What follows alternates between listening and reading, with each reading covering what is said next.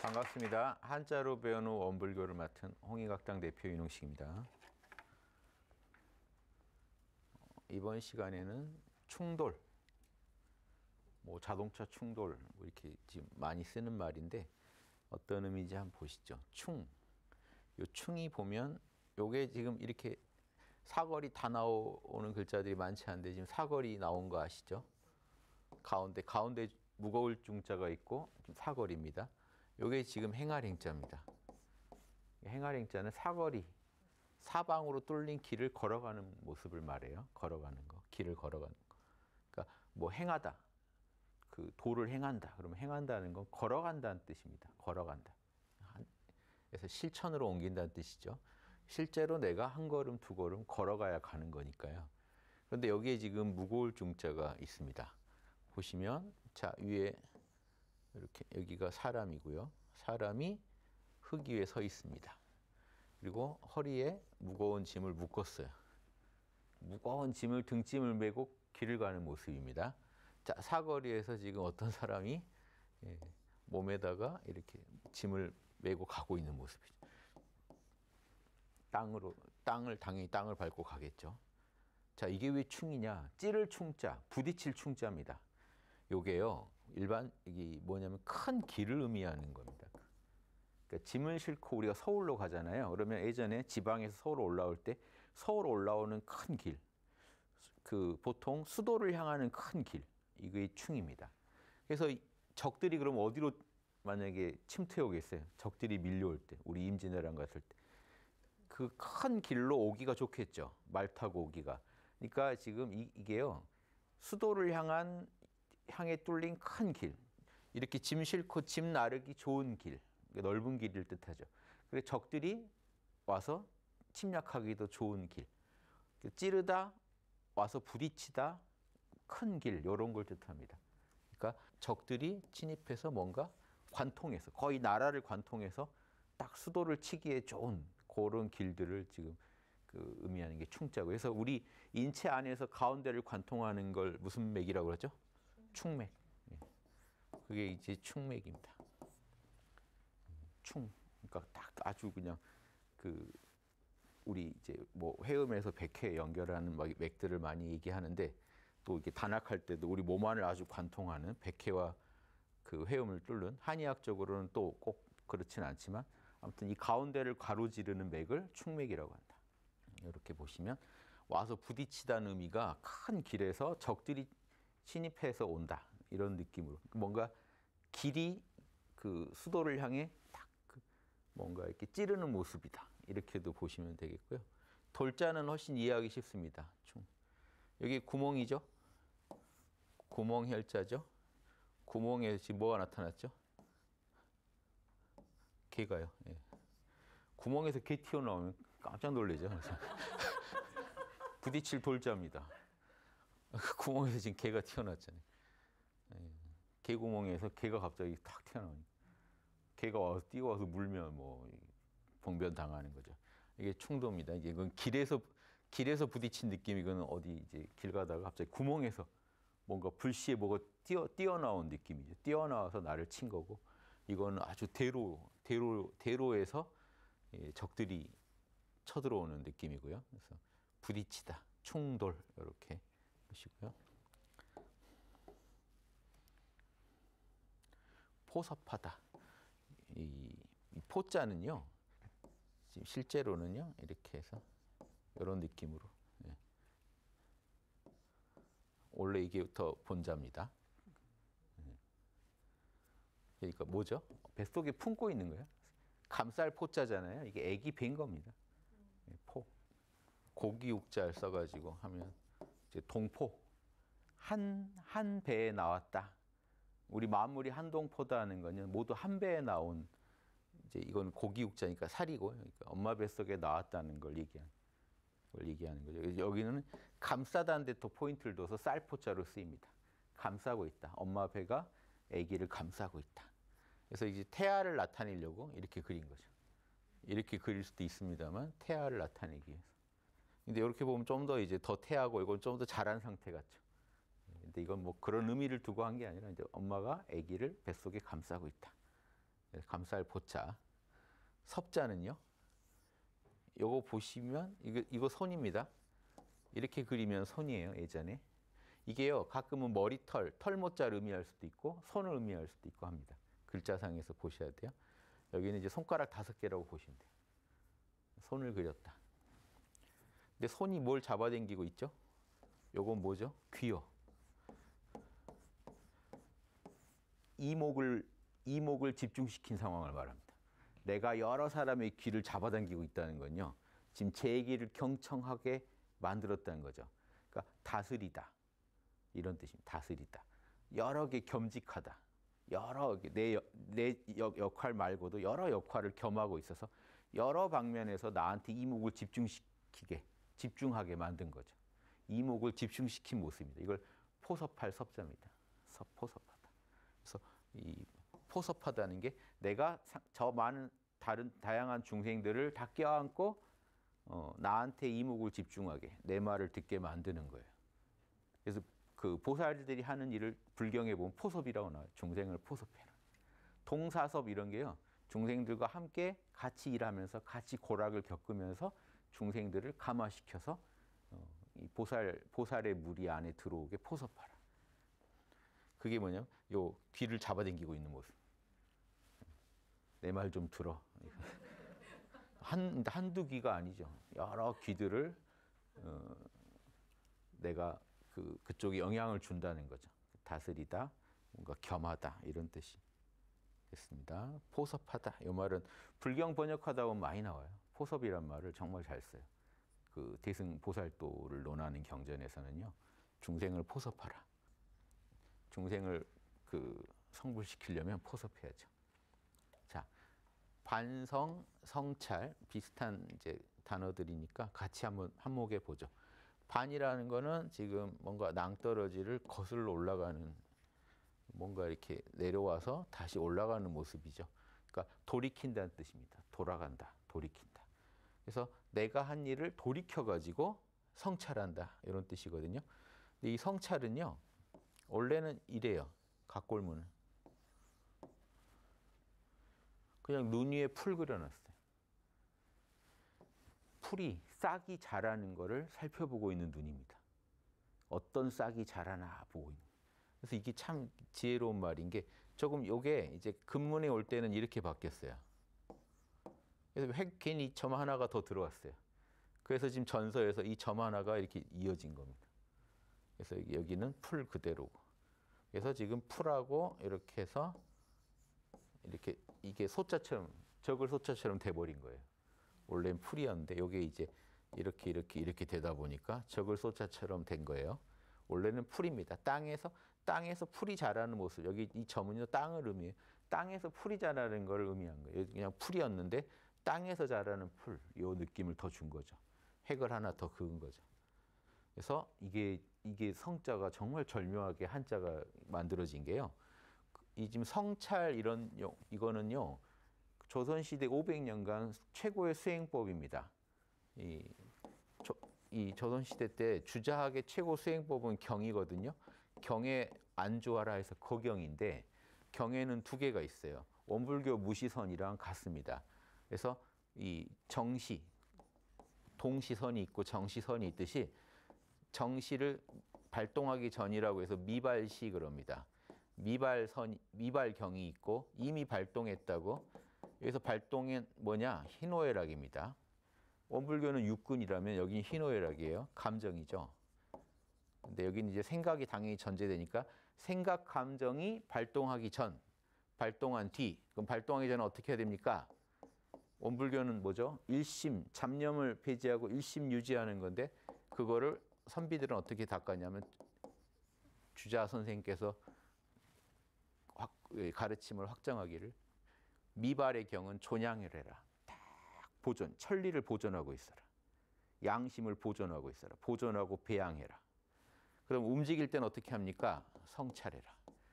움직였다는 거는 한 생각이 일어났다는 거니까 한 생각이 딱 일어나면 그 싹을 봐가지고 양심인지 욕심인지 봐가지고 마음에 싹이 하나 나면요. 이걸 봐야 돼요. 양심이냐, 예. 욕심이냐인데 욕심이냐기보다 인욕이냐라고 봐요. 양심이냐, 인욕. 왜냐면요, 욕심은 자체는 악이 아니거든요. 욕심은 위태로운 마음이지 악은 아니에요. 선 넘어버린 욕심을 인욕이라고 합니다. 그럼 이건 악심이에요, 악심. 그래서 딱 봐야 돼요. 양심이냐, 비양심이냐. 그래서 비양심이 어떻게 해요? 인욕이면 뽑아버려야 돼요.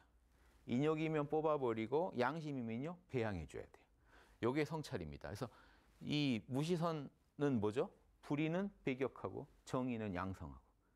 똑같은 거예요. 조선 500년간 닦았던 선비리 닦았던 경수련법이요. 희노애락이 발동하기 전에는 딱 한 생각도 어떤 한 감정도 안 일어나니까 정신이 하나로 딱 일심으로 뭉쳐가지고 그 안에 양심의 진리, 천리라고 그러죠. 유교에서는 인의의지의 원리, 천리를 보존만 하고 있는 거예요. 보존하고 배양만 하고 있는 거예요. 더 강하게 만들고 있는 거예요. 충전하고 있는 거예요. 그랬다가 움직일 때는요. 딱 한 생각이 일어날 때 싹을 봐서 양심이면 배양해주고 확충하고 인욕이면 잘라내야 돼요. 그게 성찰입니다. 존양 성찰 공부예요. 이게 유교 선비들 공부의 핵심입니다. 존양과 성찰. 그래서 지금 이 성찰이 그래서 들어간 겁니다. 그래서 요런 의미랑 이 글자랑 너무 잘 맞죠. 어떤 싹이 났는지 살펴보는 겁니다. 찰은요. 자, 집에서 제사 지내고 있네요. 종갓집이네요. 종갓집에서 제사 지는데 여기 고기를 들고 있습니다. 손으로. 자, 제사 지는데 그 고기를 가지고 이제 그러니까 제사 음식을 차리는 거죠. 지금 고기가 대표하는 제사 음식을 말해서 제사를 지낼 때 얼마나 꼼꼼히 살펴야겠어요. 빠뜨린 건 없나, 뭐 준비 잘했나. 제사 지내는 과정은 그 뭐죠? 예법에 맞는지 꼼꼼히 살펴야 되잖아요. 그게 살필 찰자입니다. 그러니까 살필성, 살필찰. 내 마음에 어떤 싹이 났나. 실제로는 싹이 얼마나 잘 자라는지 계속 살펴보는 거죠. 실제로 진짜로 식물이 잘 자라는지 살펴보는 것도 의미했겠죠. 글자가. 그런데 이제 내 마음 밭에 무슨 싹이 나나. 심전이라 그러죠. 내 마음 밭에 양심이 자라나 악심이 자라나 보고 있는 겁니다. 보다가 딱 바로 깨어서 양심이면 키워주고 악심이면 제거하는 게 이게 다 경이라는 거예요. 깨어있음 공부. 요 경은 요즘 말로 하면 마음 챙김입니다. 마음 챙김 공부예요. 깨어있음, 마음 챙김 이렇게 말할 수 있습니다. 마음을 딱 챙겨가지고 희노애락이 발동하기 전에는 마음을 딱 챙겨놓은 상태죠. 그냥 마음만 뭉쳐있는 거예요. 일심으로 모여있는 거고요. 희노애락이 발동하면 무슨 생각, 무슨 감정이냐 봐가지고 성찰해서 들어가서 불의는 배제하고 정이면 양성해 주자. 요게 경법이 이제 이 성찰이라는 단어에 잘 표현되어 있기 때문에 반성, 성찰 이렇게 살펴봤습니다. 요거 지금 보시면 이쪽이 고기죠. 달월자가 옆으로 눕혀져 있죠. 비스듬히. 이쪽은 손이에요. 이쪽은 제사 지낸다는 의미고 위에는 제사 지낸 종갓집이고요. 자, 성찰. 허식, 허례허식 이런 말이죠. 이렇게 헛된 그 장식, 그 성경에 보면 예수님이 항상 한글로 저도 보고 되게 놀랐어요. 외식하는 자들을 욕하더라고요. 외식하지 말라. 그래서 보통 한글로 읽으면 우리가 말하는 외식은 그럼 집에서만 먹어야 된다는 얘기인가? 그러니까 외식하는 자들아, 뭐 화 있을진저 뭐 이러는 거예요. 그래서 뭐예요? 밖으로 장식하는 자, 밖만 꾸미는 자죠. 속은 시커먼데 속에는 그 욕심, 악심이 충만한데 겉만 양심적인 척하는 바리새파들을 예수님이 비판할 때 이 외식하는 자들아 이럽니다. 외식, 요 식입니다. 헛되게 꾸미고 있다. 밖에만 되게 헛되게 꾸미고 있는 모습입니다. 실속 없이 겉만 꾸미고 있는 모습. 그래서 한번 보죠. 이 허는 어떻게 됐나? 요것도 위에 호랑이죠. 네, 호랑이죠. 호랑이 귀, 호랑이 털, 다리. 그래서 다리가 생략된 겁니다. 요게 지금 그대로 이어지고 여기 입이 이어지고 예. 이렇게 돼가지고 여기는 끊어져야죠. 호랑이 옷자가 됐는데 여기서 포인트는요. 호랑이가 이제 빌어자인데 우리 되게 그 불교에서도 많이 쓰죠.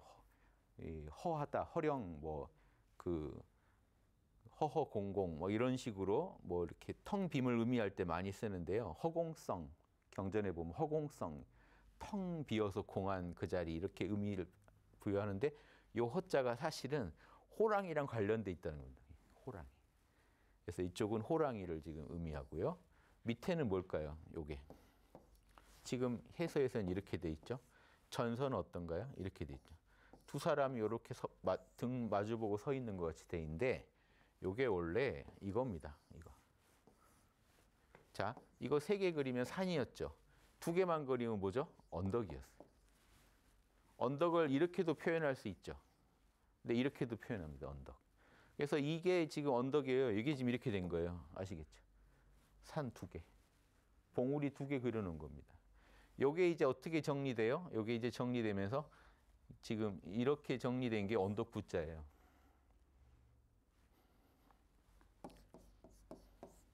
그래서 이 빌어자는 이것도 빌어자입니다. 언덕 부자 써도 빌어자입니다. 이것도 빌어자지만 둘 다 똑같은 뜻이에요, 사실은. 해서는 달라졌지만 전서는 같아요. 언덕이에요. 호랑이는 언덕에 다른 존재가 없다는 겁니다. 텅 비었다. 산이 텅 빈 거예요. 사람도 가면 안 되죠, 거기. 호랑이 울음소리 들리는데 거기 누가 어떤 동물이 거기서 버티겠어요? 텅 비어. 그 허자입니다. 그래서 불교에서는 되게 멋있는 말들이었는데 막 빌허, 공공 여기는 터널 뚫린 거고 이거는 호랑이 있는 언덕입니다. 거기서 이제 텅 비었다는 뜻을 취한 거죠. 자, 식은요. 여기 보시면 글자에 다 이 힌트가 다 있습니다. 자, 여기 사람 있네요. 사람이 요거 수건 같은 거죠. 수건이나 또 뭔가 장식품이죠.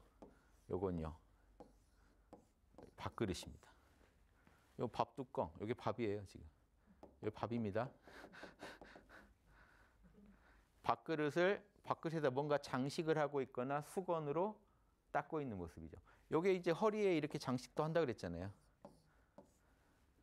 그래서 이게 두루 잡자죠. 허리띠 삥 두루 장식으로 하는 두루 잡자. 자, 그러니까 이거는 뭔가 장식하다나 닦다는 뜻입니다. 그릇을 잘 닦거나 장식하거나 뭔가 치장을 하거나. 그래서 밖으로 치장하는 헛되이 밖으로 치장하는 모습이고요. 요거를 지금 그려놓다 보니까 어떻게 됐어요? 여기 이제 밥그릇은 이렇게 밥식자가 되고 사람이 이렇게 들어갔습니다. 지금. 사람 여기 이제 수건건자 여기 이제 꾸밀 식자, 장식할 식자, 닦을 식자입니다. 겉만 닦지 마라. 외식하지 마라. 이렇게 이 글자를 알고 들으시면 또 맛이 다르죠. 체포 요즘 안 쓰는 말인데 또 경전에 나오니까 한번 그 경전에도 나오고 요 한자도 알아두면 또 재밌죠. 채소 채자잖아요. 채소 채자. 그래서 요거는 나무에서 여기 나무 잎들을요 이렇게 손으로 따는 겁니다. 그렇죠? 이해 쉽죠? 요 나뭇잎을 나무에서 따는 거다. 그래서 그 잎을 따가지고 먹을 수 있는 것들. 이게 지금 채고요. 채포면요. 이게 포는요. 채마밭 포자입니다. 채마밭이라는 게요. 집 옆에 밭 하나 일구면서 먹거리나 이불거리들을 거기서 이렇게 캐가지고. 그러니까 야채나 뭐 삶 키우면 그 실 뽑아내서 옷도 해 입고. 그래서 채마밭이라고 합니다. 먹을거리, 이불거리를 거기서 취할 수 있는 밭. 그 채마밭 포자인데 보시면 이렇게 보시면 이게 지금 요 포자가 이렇게 보시면 어렵죠. 근데 원래는요 각골문은 그냥 이거예요. 밭에서 채소 나는 채마밭이 그냥 밭 채마. 그러니까 예전 글자가 쉬워요. 이게 변형이 심하게 된 거예요. 그래서 이렇게 된 거예요. 너무 막 디자인을 멋있게 하다 보니 요쯤에 하나 임팩트가 없으니까 좀 빼주고 뭐 이러다가 이렇게 된 거죠. 그래서 어렵게 된 거죠. 원래 그냥 채마밭입니다. 이거는요, 이건 항상 둘레라 그랬죠, 둘레. 되게 채마밭을 넓게 하는 거예요. 넓고 크다는 뜻을 갖게 됐어요. 그 채소 키우는 밭.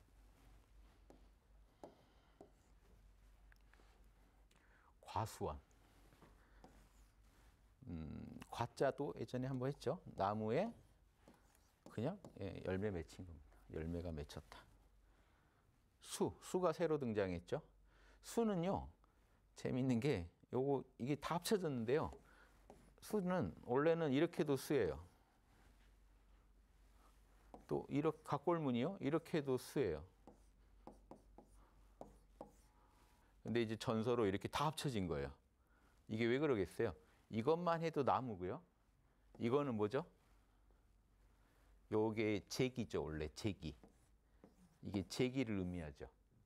근데 제기만이 아니에요. 화분도 이래요. 그러니까 한 글자 가지고요, 엄청 다양하게 쓰기 때문에 이 한자가 어려워진 겁니다. 그냥 이게 제기 그럼 딱 제기로만 써야 되는데 그릇이잖아요. 화분이에요, 화분. 화분에 이렇게 난 키우는 모습. 그러니까 과수원은요, 이게 다 합쳐진 거예요. 나무를 이렇게 땅에 심어서도 키우고 화분에도 키우고 전반적으로 이걸 손을 써가지고 관리한다는 뜻이고. 과수원. 이게 이제 이렇게 됐습니다. 이해되시죠? 자, 나무 목자 이제 어려워졌지만 이게 그냥 나무입니다. 예, 여기는 화분이고 화분 위에 자란 나무를 마디촌자는 손을 의미하고요. 마디촌자는 손마디도 의미하지만 그냥 손으로 뭔가 물건을 잡고 있는 모습도 의미한다고 했죠. 동산원자는 이게 원래 모론자에서 왔죠. 옷이요. 이게 얼굴이면 이게 이제 옷깃, 이게 모자 부분인데 뭔가 길게 늘어져 있는 모자를 쓴 모습이에요. 옷이 길다는 뜻입니다. 옷이 길 원자라서요. 여기다 이제 시험시험 갈착 넣으면은 길이 멀다 해서 모론자가 되죠. 모론자. 여기 동산원자는 그러니까 또 둘레죠. 이게 둘레. 둘레는 넓은 땅이라는 뜻이겠죠. 넓은 땅에 멀리 펼쳐져 있다는 뜻입니다. 모론자는 멀리 펼쳐져 있는 넓은 땅, 공원을 의미해요. 공원. 그런데 재밌는 거는 그것만이 아니라 이게 재밌어요. 한자에. 그림을 보시면 이렇게 그려놨죠. 넓은 땅에 언덕도 있고요. 연못도 있고요. 호수 하나 있어야 되지 않아요? 공원인데. 호수공원. 풀도 자라고 있고요. 풀도 자라고 언덕도 있고 연못도 있는. 그럼 딱 이게 옛날 공원이죠. 센트럴 파크 뭐 이런. 여기서 그걸 보시면 더 좋겠습니다. 그러니까 이게 재밌는 거예요. 한자가. 그림 문자다 보니까 그림에 여러 가지 담다 했죠. 예전에 짐승을 잡는 도구인 요거 짐승을 잡는 이게 돌멩이 두 개를 나무에 묶어가지고 짐승 잡는 도구인데 이걸 전서 중에는 도라에몽 같이 그려놓은 것도 있다니까요. 그래서 이렇게 해서 앙증맞게 그러니까 짐승처럼 그려놓은 글자를 이런 게 있어서 제가 말씀드리는 거예요. 그러니까 이게 옷이 늘어져 있다는 모론자인데 갖다 쓰면서 공원처럼 그린다는 거죠. 왠지 여기 전체가 공원의 모습을 하고 있게. 이런 글자들이 많이 있기 때문에 이렇게 말씀드린 겁니다. 전도 뭐 유망하다 이런 말이죠. 그 우리 앞길이 안 보인다 그러면 최악이죠. 한치 앞이 안 보이면 최악이고요. 앞길이 이게 환하면 지금 잘 가고 있는 거죠. 그래서 이게 앞전자인데요. 앞전자가 이게 힘 있는 글자입니다. 그냥 단순히 앞이 아니라 보시면 여기 지금 그칠지자가 됐어요. 그래서 이 그칠지로 지금 풀어버리면 앞길이 캄캄하죠. 근데 원래 그칠지가 아니고 이게 뭐죠? 원래 발바닥이잖아요. 이 발바닥에서 온 거예요. 그러니까 원래는 걷다는 뜻입니다. 가다는 뜻이에요. 지금은 그칠지로 이걸 써버린다고요. 그래서 오해가 있죠. 원래 발이란 건 가다도 뜻하고 멈추다도 뜻하거든요. 그래서 그 맥락에서 봐야 되는데 여기서는 가다입니다. 그치다가 아니고. 뒤에 이거는 배주자거든요. 이게 배예요. 각골문에서 이랬다가 보통 선이 3개 그어졌다가 근문에서 전서에 오면요. 이 부분이 이제 앞에 배 앞부분을 좀 묘사하려다가 배 앞부분 뾰족한 부분을 묘사하려다가 이렇게 돼요. 요게 지금 해서에 오면 요게 이제 삐침이 되고 요 세 획이 이렇게 들어간 거예요. 이게 지금 배주자예요. 배주자. 그러면 요게 지금 배주자인데 배입니다. 그러면 보세요. 배를 그려놓고 앞에다 발바닥을 그려놨던 건 뭐예요? 자, 땅을 그려놓고 발 이렇게 놓으면 뭐예요? 이거 가다잖아요. 갈지자잖아요. 가다예요. 배가 앞으로 쭉 나가는 모습을 그려놓은 겁니다. 멈추다가 아니라. 근데 이걸 지금 그칠지로 풀어버리면 앞날이 캄캄한 거죠. 배가 쫙 앞으로 나갈 때 그래서 앞전자가 된 거예요. 배가 앞으로 쭉 밀고 나가는 모습이에요. 거기서 앞을이란 뜻을 취한 거예요. 앞길 쭉 우리가 밀고 나가는 저 앞으로 배가 나가는 모습에서 앞전자가 나왔다. 이렇게 이해하시면 되게 역동적이죠. 더 전자가. 근데 역동적인 거를 탁 그칠 지자가 막아버립니다. 그래서 이런 경우도 있습니다. 그래서 앞으로 나아가는 거랑 알고 보시면 지금 요게 이제 어떻게 됐죠? 배주자에서 저기 요 위에 이렇게 생략돼서 들어가 버렸어요. 그렇죠? 자, 그럼 이제 해서도 이해하셔야 되는 게 요 달월은 배주자가 지금 요게 변형된 거란 거 아시겠죠? 그럼 요거는요. 점 두 개 이거는 지금 그칠 지자에 해당되는 요 부분. 발바닥을 그려놨다는 거 아시겠죠? 그럼 여기다 뭘 더 넣었죠? 칼도자. 그럼 이건 뭐겠어요? 배가 나갈 때 물을 칼로 가르듯이 나가는 거. 가르면서. 역동적인 글자라니까요. 쫙 앞으로 밀고 나가는 모습. 됐죠? 도자는요. 그러면 여기도 사거리에서 길을 가다는 뜻이고 요게 뭘까요? 이렇게. 요거는요. 여러 가지 의미하는데요. 보시면 자, 요게 이렇게 해가지고요. 이렇게만도 그려요. 삽을 의미합니다. 기본적으로. 삽. 여기 이렇게 하는 거는 삽을 잡고 있는 거예요. 두 손으로. 삽을 잡고 일하고 있는 거예요. 자, 그런데 삽만 의미하는 게 아니라 삽도 의미하고요. 두 번째, 이거 낯익지 않으세요? 이런 거? 이렇게 해놓으면 구덩이 파서 이렇게 하면 지붕에 기둥 세워놓은 거. 즉 임시거처거든요. 저 사자도 임시거처. 임시거처인데 임시거처 쓰고 버린다고 해서 이게 버릴 사자였잖아요. 예전에 한번 했습니다. 버릴 사자. 그러면 이게 삽이나 임시, 여분의 집이죠. 임시의 집이란. 여분의 집도 의미합니다. 그리고 요게요. 신분을 나타내는 어떤 신분을 나타내는 뭐 지팡이라든가 이게 신분을 나타내는 걸 기둥 뭐 지팡이를 들고 있는 모습도 의미하는 것 같아요. 저걸 들고 있으면 내 신분을 표현할 수 있는 어떤 도구. 그래서 그냥 이 자체로 하면 나의 여자입니다. 나의 어떤 신분을 나타내는 거야. 이건 내 삽이야. 이거보다는 삽을 들고 나를 대표한다는 게 좀 이상하잖아요. 창을 들고 대표하는 경우가 있어요. 나자. 근데 그때는 아군을 의미한 거였거든 원래. 우리 편에서 개인으로 축소된 거죠. 나로. 근데 요거는 삽을 들고 나를 대표하기에는 이게 뭔가 신분을 나타내는 걸로 보여요. 추정하기. 요 세 가지 뜻이 다 있다고 봐야 맞습니다. 그래서 지금 여기 이 경우는 삽으로 봐야 돼요. 삽으로 이게 삽을 가지고 길을 낸 거예요. 길을 냈다. 뭐 이렇게도 볼 수 있어요. 만약에 신분을 나타낸 지팡이로 본다면 딱 당당하게 그걸 내걸고 길을 걷고 있는 모습. 이렇게도 볼 수는 있습니다만 그냥 막연히 길을 의미하기 때문에 이 글자가 삽을 이용해서 길을 냈다고 보는 게 맞겠죠. 길을 냈다. 이런 대표적인 게요. 여기 진흙도자입니다.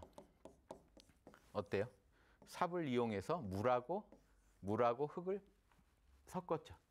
지금 공사장에서 하는 일이죠. 이게 진흙도자예요. 진흙칠하다. 도자. 그런데 요건요. 남을 여자입니다. 밥 하나를 따로 챙겨놓은 거예요. 여분의 집을 의미한다고 또 아까 봤죠. 그러니까 좀 여분의 밥 남겨놓은 걸 남을 여자로도 씁니다. 그렇죠? 밥을 삽으로 퍼서 뭐 남겨놨다 이렇게도 볼 수는 있어요. 가능은 합니다. 근데 여분의 집도 의미하니까 임시거처 밥을 좀 따로 남겨놨다. 또 이건요. 이거 재밌습니다. 이거 언제 쓰냐면 덜 제자입니다. 제거하다. 그럼 이게 덜다는 뜻이 있고요. 덜다 뜻이 있는데 여기에 뭐 뜻이냐면요. 벼슬 주다는 뜻이 있어요. 벼슬 주다. 그럼 이게 아까 이런 그 전에 이거 살펴봤죠. 요게 언덕을 의미하지만 돌계단을 의미하기도 한다고요. 돌계단에서 신하들한테 벼슬을 주는 겁니다. 벼슬을 줄 때 이걸 지금 그려놓은 거. 삽을 주는 거 애매하잖아요. 너가 오늘부터 반장이다. 뭐 이럴 수도 있어요. 이럴 수도 있는데 뭔가 벼슬을 나타내는 지금 뭔가 아닌가, 물건이 아닌가. 돌계단에서 이 일이 일어난다는 거. 돌계단이라는 게요. 이게 뭘까요? 황제를 나타내는 말입니다. 폐하. 폐하 이게 왜 나왔냐면요. 이게 섬돌 패자입니다. 섬돌. 이것도 섬돌. 이것도 섬돌 제자도 돼요. 이거 다 해서 섬돌 제자. 섬돌이 뭐냐면 돌계단이에요. 폐하가요. 임금이 저 위에 계시고 신하들이 다 밑에 경복궁 같은 데 가면 줄 서 있죠. 정일품, 정이품 맞춰서. 계단 아래에서 우러러 본다는 뜻입니다. 폐하 이게. 황제한테 써요. 제후한테는 전하. 궁궐 전자 써서 그것도 마찬가지로 궁궐 아래 돌계단 아래서 그 우러러 본다는 뜻입니다. 이것도 돌계단 아래거든요. 그러니까 이 돌계단에서 벼슬을 받는다는 게 묘하죠.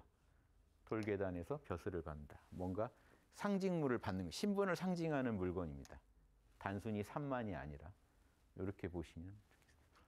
이걸 삽으로 보면 그냥 삽으로 돌계단 만들었다가 되니까 돌계단 섬돌 제자도 되겠죠. 그런데 벼슬을 주다는 뜻도 있습니다. 이 안에 한자를 같이 한번 탐구해 보셨어요? 근데 여기서는 확실히 길을 삽으로 팠다 이렇게 보시면 됩니다. 이 진흙 도자 같이 확실히 삽인 게 있죠. 이건 뭐 삽 말고는 풀 길이 없습니다. 확실히 삽으로 길을 열었다고 보시면 무난하다. 전도, 몽조. 글자가요. 이 몽자만 같으면 참 좋겠다 하는 글자입니다. 보시면 뭐예요? 눈이에요. 여기는 팔, 요건요. 몸통. 여기는요. 다리고요. 저녁이 됐어요. 어때요? 눈꺼풀이 무거워요. 감기네요. 근데 이 재밌는 게요. 이 글자는 지금 이게 아니에요. 눈꺼풀이 무거워서 어떻게 됐어요, 이제? 잤어요. 자는데 지금 눈이 떠 있죠.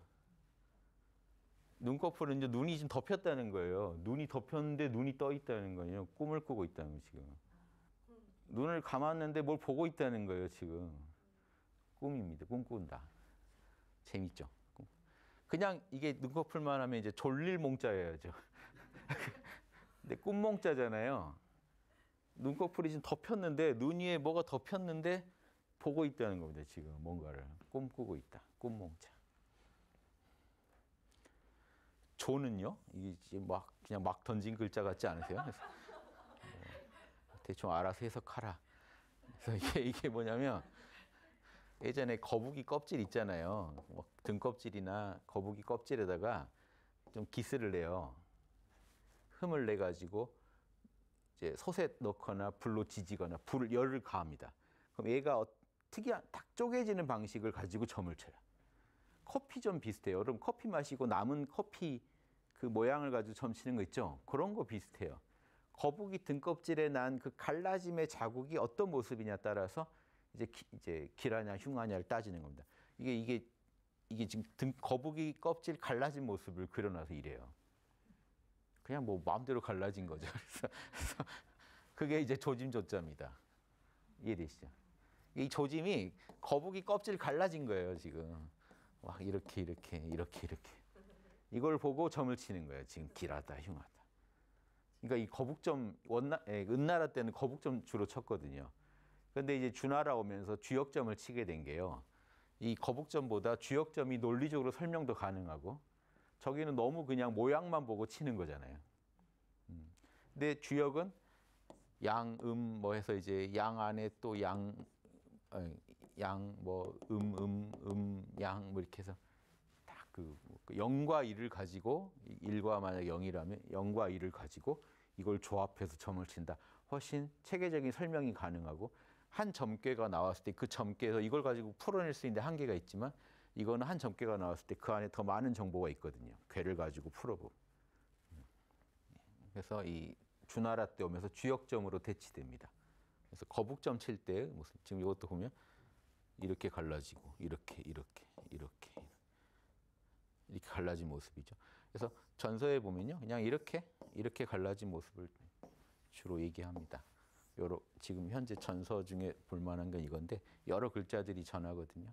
이렇게 보시면 되겠고요. 조짐조자. 거북이 껍질 갈라진 거다. 그냥. 그래서 예전에 우리나라 김수로왕 거기 전설에 내려오는 구지가 있잖아요. 거북아 머리를 내밀어라. 안 그러면 우리가 뭐 어떻게 해버릴 것이다. 그것도 우리나라에도 거북점 전통이 있었다는 하나의 그것도 자료로 활용합니다. 거북점 아닌가 그게. 거북이한테 자꾸 뭘 내놓으라고. 은나라 때 아마 그러지 않았을까. 거북아 좋은 말 할 때 답을 달라 이렇게. 몽조 위인 달사 멋진 말이죠. 여러분 위인이 되셔야 됩니다. 달사가 되시거나. 그래서 위는 뭐냐? 위대할 우리 어려서 위인전 보고 자라잖아요. 위인전. 그럼 어떤 사람이 위인이냐? 예전에 위자는 어떤 의미였을까요? 요게요. 이거고 요건 발바닥입니다. 발바닥. 성이에요. 가운데 있는 게 성. 성을 이렇게 순시하는 겁니다. 성을 지키는 모습이에요. 발이 왔다 갔다 하면 성을 에워싸. 성을 에워싸는 거야. 두 가지 의미가 있어요. 성을 지킨다. 이 의미 하나랑요. 첫째, 성을 지킨다. 두 번째, 성의 둘레요. 에워쌌다는 거잖아요. 에워쌌다는 건 이 성의 규모나 크기를 의미할 수도 있습니다. 그래서 위인 그러면요. 실제 성이 중국의 성 가보시면 이제 저는 안 가봤지만 엄청 크잖아요. 그냥 도시잖아요. 그러면 이 성만한 성의 둘레 같은 사람이라고 만약에 풀면요.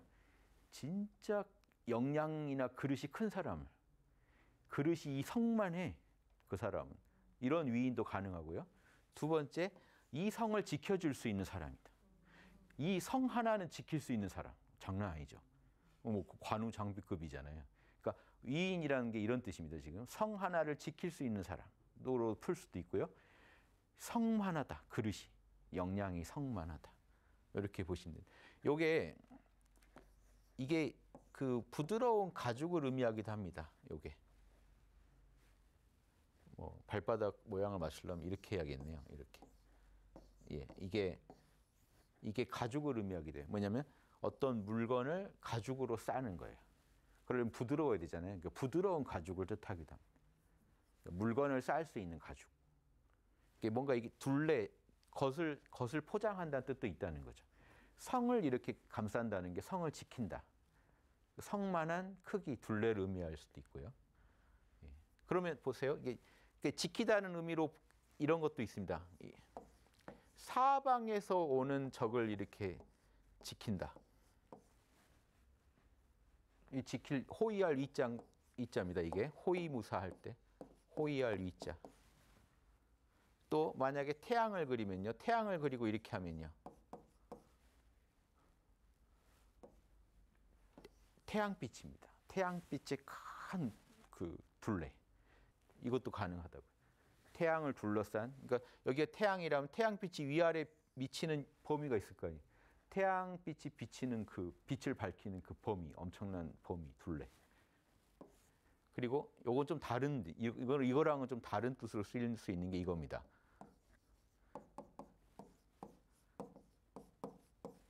위, 경위. 이렇게 하면 날줄 시줄이 되죠. 날줄 시줄. 여기 지금 날줄이 되고 이게 시줄이 되거든요. 근데 보시면 경은요.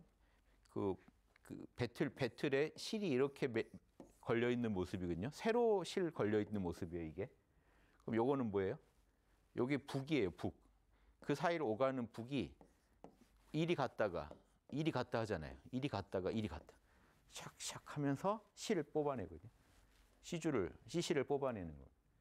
그 모습을 그린 겁니다. 여기서는 또 다른 응용도 가능하죠. 딱 하나로만 고정돼 있으면 안 돼요. 이 모양을 가지고 다양하게 쓸 수 있습니다. 북이 왔다 갔다 하면서 씨를 뽑아내는 모습을 그린 겁니다. 여기는 좌우로 왔다 갔다 하는 모습이에요. 그러면 지금 자, 대한민국에도 있지 않나요? 요거는요. 풀밭에 태양이 임한 겁니다. 햇빛이 이거는요. 비슷하죠? 햇빛이요. 어마어마하게 빛나고 있는 모습. 글자에는 그런 뜻이 들어있어요. 이게 발이에요, 발. 예. 해가 미치는 엄청난 큰 그 범위, 햇빛이 비치는 큰 범위를 의미한다고 보시면 돼요. 달사. 요게 예전에 저희 대학 때 한문 시험에 이거 쓰라고 나왔어요. 그러면 사람들이 되게 어떻게 써요? 핵을 하나 써요. 밑에 두 개 있잖아요. 왜냐하면 이게 양이라는 걸 모르면 하나 써요. 막연히 이 글자를 알면. 그걸 노렸나 봐요. 시험에 딱 나왔어요. 전 어땠겠어요? 저는 그때부터 이미 육소심원을 연구했기 때문에 이게 양이란 거 알았어요. 그래서 이게 위에는 큰 대자고 큰 양이다. 이렇게 알고 있어서 이걸 썼어요. 나와보니까 저만 이렇게 썼더라고요. 완전 신났죠. 근데 그 선생님께서 강사분이 다 이렇게 썼다고 이것도 맞게 해줬어요. 왜냐면 저 빼고 다 이렇게 썼다고. 그 기분이 아직까지 잊혀지지 않은데요. 차라리 모를 걸 막 이런 차이가 없어지니까. 그래서 혼자 대견해 했는데 득점으로 연결되지는 않았어요. 그래서 근데 그때는 이게 육서심원 제가 육서심원이라고요. 한 30권 되는 한자 책이 있어요. 근데 이 책은 전서부터 연구해서 한자 원리를 판 거예요. 육서의 근원을 찾다 해서 육서심원이에요. 근데 그 글자에서는 전서부터 파니까 큰 양이 길을 가는 모습처럼 설명이 돼 있어서 저도 큰 양으로만 생각했는데 이제 각골문 근문을 파니까 이게 각골문에 보니까 그냥 큰 대자만 있는 거예요. 길을 누가 가요? 큰 대자만 있으면 사람이에요. 그냥 사람 혼자 가고 있는 모습이 글이 있거나 이제 뭐 이렇게 근문 자꾸 이렇게 그리죠 제가. 근문을 보면요. 근문을 보면 큰 대자가 아니고 손이 그려져 있어요. 자, 그럼 어떻게 된 걸까요? 손이 그려져 있습니다. 손이. 그러니까 지금 큰 양이 포인트가 아닌 거예요. 그래서 보세요. 사람이 이렇게 그려놓은 건요. 사람이 양을 끌고 가는 길이에요. 사람이 양을 끌고 다닐 만큼 넓은 길을 말해요. 목적지까지 도달할 수 있는, 이룰 수 있는 잘 뚫린 넓은 길. 양떼를 끌고 갈 수 있는 길. 이렇게 보시면. 그러니까 전서만 갖고 파가지고는 또 한계가 있어요. 각골문 근문까지 파야 돼요. 그러면 애초에 양이 안 그려져 있더라는 거예요. 큰 대자는 사람이거든요. 그럼 사람이 다니는 길. 그다음 여기는요. 손으로 양을 끌고 가고 있는 모습인 겁니다.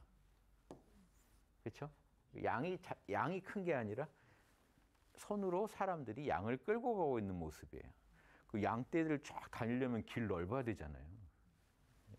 그게 확 뚫린 길, 잘 뚫린 길을 의미합니다. 그래서 통달하다는 뜻이. 그러니까 내가 이 달사는요, 진리에 통달했다는 뜻. 진리에 그냥 확 길이 뚫려 있는 사람. 그래서 진리에 도달한 사람. 어디든 막힘없이 모든 진리에 통달하고 도달한 사람. 그런 선비. 지금은 선비지만 여기에 예전에는 이게 근문에 보면 도끼예요. 이렇게 아예 그려져 있어요. 도끼 모양으로. 도끼입니다. 이게 무사였어요, 원래. 무사인데 이제 문사로 바뀐 거죠, 의미가. 문사로. 문사로 바뀌게 됐다. 그래서 문사로 바뀌면서 의미 부여를 어떻게 했냐? 원래 무사고 무사 중에 제일 왕이요. 으뜸이 되는 도끼. 이게 지금 임금 왕자였습니다. 여기 이제 어떻게 의미 부여가 됐죠? 의미 부여는 나중에 돼요. 천지인을 꿰뚫는 존재. 이렇게 왕에 대해서 의미 부여가 되고 선비는 하나를 들으면 열을 아는 사람. 이렇게도 의미 부여되고요. 10개의 정보를 모아서 하나의 결론을 낼 수 있는 사람. 문사에 이제 해당되는 의미부여가 된 거예요. 무사에 해당될 때는 어떻게 의미부여한지 아세요? 일당 10. 이게 또 의미부여가 된 거예요. 혼자서 10명 상대할 수 있는 사람, 무사. 문사는요, 10개의 이야기를 들려주면 하나로 요약할 수 있는 사람, 결론 낼 수 있는 사람. 애정남 같은, 애매한 걸 정해주는 선비. 그리고 안자의 이야기 때문에 안자가 그랬더니 하나를 들으면 열을 아는 사람. 그러니까 하나에서 열을 뽑아내거나 열에서 하나를 모아내거나. 재밌죠? 그래서 옛날에 그 뭐 서원 기록이나 뭐 역사 기록할 때 이렇게 이런 지자를 많이 쓰는데요. 요 뜻지자를 쓰는 경우가 많아요. 삼국지 할 때도. 그럼 요게요. 여러 정보를 모아서 하나로 꿰습니다라는 의미도 있는 겁니다. 여기 요 선비사자에 많은 얘기를 모아서 지금 책 한 권으로 모아봤습니다라는 의미가 있는 거예요. 지 할 때. 단순히 뜻지가 아니라 이런 의미도 있다고 보시면 이해가 훨씬 더 풍성해지죠. 예, 오늘 여기까지 마치겠습니다. 감사합니다.